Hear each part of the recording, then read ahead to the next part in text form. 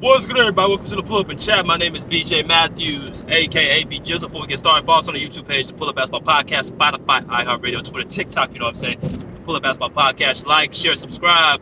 All of our YouTube videos. You know what I'm saying? Hit the notification bell. Buy a subscribe button. Get all the updated content. Let's get it popping. Got another good one for y'all today. You know what I'm saying? More Clipper updates. You know what I'm saying?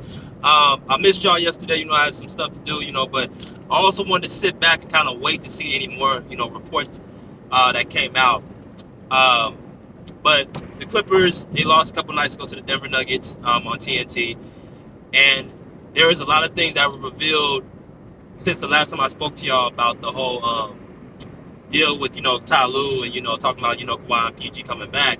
So let's get a little deeper into it. Y'all gonna have to bear with me. I'm actually driving to LA. I live in San Diego. I'm going to the Clipper game tonight. They face the 76ers, so I'm actually in LA right now, getting ready to go to the game. So y'all got some time to talk. But like I said, bro, a lot of sentiments were disclaimed by Chris Haynes the other night with the Denver Nuggets. One, Paul George just returned back to full court practice with the LA Clippers yesterday. I saw a lot of videos on the Clippers Instagram page. It was great to see, PG back out there. He looked good. He looked healthy. And he said after the workout, after his day, he said it was a good day. So that's definitely positive news. We're about the end of March right now. So we're about that time. I feel like they're about to, bring PG back. I think personally, I would not be surprised if he comes back on the 22nd because got to remember, he's not playing tonight. He's ruled out for the night against the Sixers. But he will get 3 days of rest. Actually, he'll get 4 days of rest. Saturday, Sunday, Monday. This weekend and then Monday. I'm tripping. I'm bad with math a little bit. But he gets at least 3 days of rest. That's a lot of rest for, a person who just had a good practice yesterday.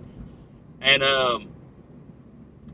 I think he'll be ready to go by Tuesday if he chooses to do so because he's pretty much clear for full contact. He's, had a practice. He's probably going to get a couple more practices in with the Clippers. They play again at home against the Utah Jazz. And I think he's going to be ready to go. So, like I said, PG didn't get the surgery. Ain't going to sit out for the whole season. That's out. And they brought him back in for another ramp up. They ramped him up now with practice. So now they're going to ramp him up with practice. They're going to bring him back, back to the game. So that's what it is. Now, let's talk about Norman Powell. So, Norman Powell, I just read this morning, he has been progressing in his rehab. Last time I spoke to y'all, I think was 3 days ago.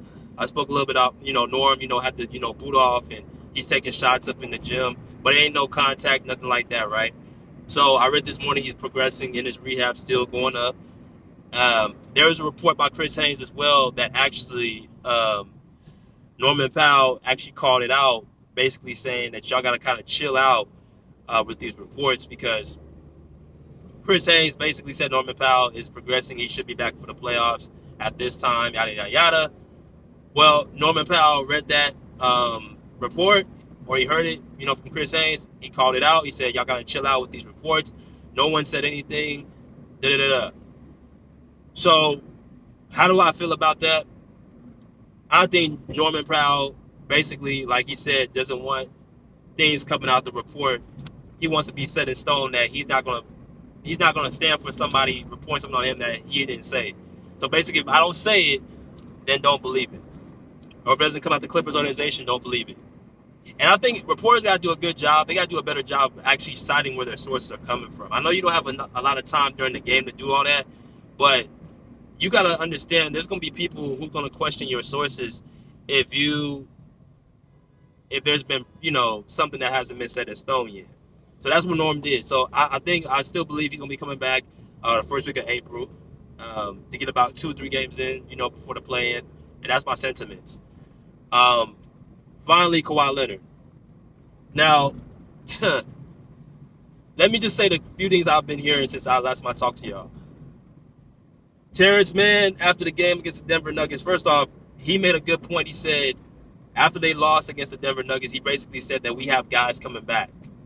Now, I was going to put a video up yesterday about Terrace Mann saying that, but I decided to wait another day to see if I heard something else new. But he said they got guys coming back. So reinforcements. You got PG, he's coming back. Norman Powell, I believe, will be coming back. But the big question is going to be Kawhi Leonard. So I don't know if T-Man was talking about everybody or just talking about a couple of players or what. But that's what he said. Ty Lue said in the interview after the practice yesterday, Clippers practice, that, he had an update for Norman Powell. He had an update for Paul George.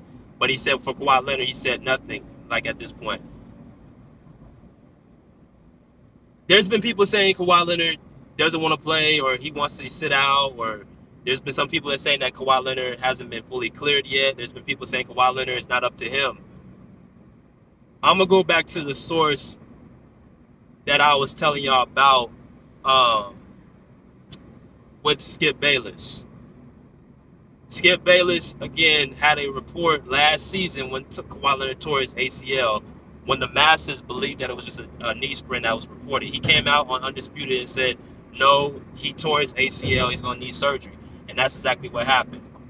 So when I talk about Kawhi Leonard, I got to kind of key into what Skip Bayless is saying. So I remember an episode when Skip Bayless was talking about how they were going to shut down Kawhi Leonard, and they said it was up to the medical staff to do so, because they said the ACL injury is a little tricky and stuff like that. So they said it was probably better if they shut him down. He comes back about a month later and talks about saying that Kawhi Leonard, since the situation that's out west, the West is so wide open, that it could be a chance that it makes sense for him to come back this season based off of the competitiveness and then, all the injuries that are taking place. You got Jamal Murray with Denver, Michael Porter Jr., you have Chris Paul with the thumb injury, you have, Klay Thompson just coming back, Damian Lillard's out. There's so many injuries throughout the West that is pretty much wide open like last season. So my thing is this: is it an injury that's keeping Kawhi Leonard out, or is it the competitive edge that he feels like he's gonna get if he comes back? I need to know. That's the most important question, because if it's about the competitive edge, then an injury shouldn't really be a factor. My personal opinion is this: that Kawhi Leonard is healthy to come back, but he has not been cleared fully yet. Because just because you ain't cleared don't mean you're not healthy. All cleared means that you haven't gone through all the process and all the steps to get back in. You got to still prove, through those steps to get back in the game, right? But I believe he's good enough to come back. Now, the latest report has been Kawhi Leonard can come back after the play-in game if the Clippers make it to the playoffs. Now, to me, that makes no sense. That makes no sense. Ty Lue came out and said that he wouldn't stop Kawhi or Paul George or them from coming back if they don't play any regular season games, but he wouldn't prefer it. He says up to the medical staff if they clear him or not. But my whole thing is, if you're good enough to come back now, why would you wait until the play-in tournament to come back?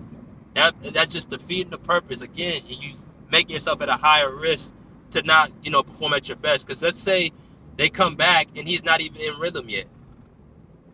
That to me is just going to be an embarrassment if the Clippers go in there.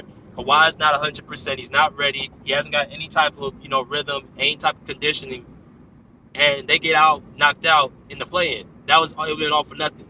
So you might as well either bring him back earlier if he can, or start the rehab process now with the full contact, or just keep him out. That's my whole thing. Because there's a reason why you ain't ruled him out yet.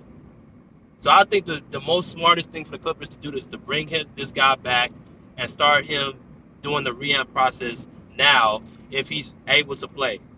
But don't tell me that it's because of, the scheduling, or is that he has a good chance of winning. That has nothing to do with injury. That just has something to do with you trying to compete and get a competitive edge.